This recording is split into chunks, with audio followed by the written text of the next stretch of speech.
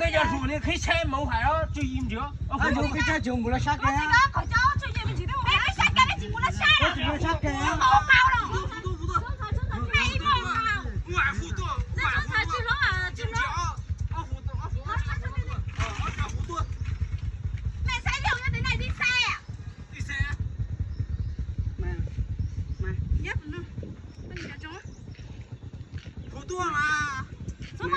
我那边摘弄哎，这老啥猪可叫大，这老啥猪能长上去。二户那户。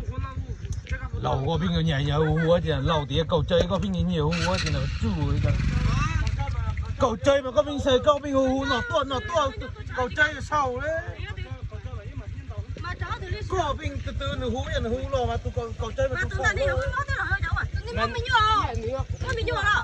Cái tụi mà nó cầu chơi là có bên gì hú thì của nó mình nhớ phải tụi mà nó cầu chơi có bên từ hú thì tụi nó không mình nhổ chứ. Mà mà thả có gì sót từ bên hú nổi từ mà mình hú nó tốt đi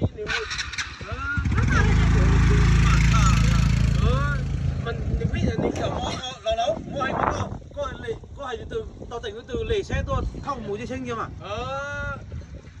chỉ phải tay này cắt nửa từ này nó mà chỉ tháo từ sáng lên nè nó sao ta chỉ tháo từ sáng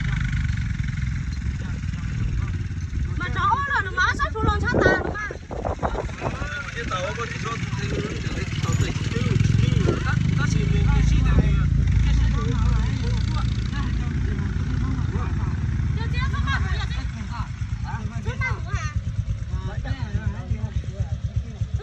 Bữa nay đã có em bé.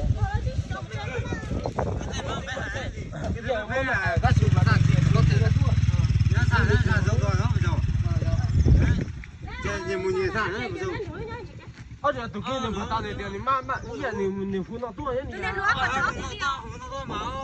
chó thì liều. Máu chỉ phun đấy, ta chỉ muốn phải bên mà thái nó ý ấy cái gì mà thái nó trong sư. Mama chứ nó khỏi cho thế mama. Nó có ta. Có gì mà ông có tâm gì mà tao nó với ông hay hắn đi. Ôi mà thằng nó cái chết.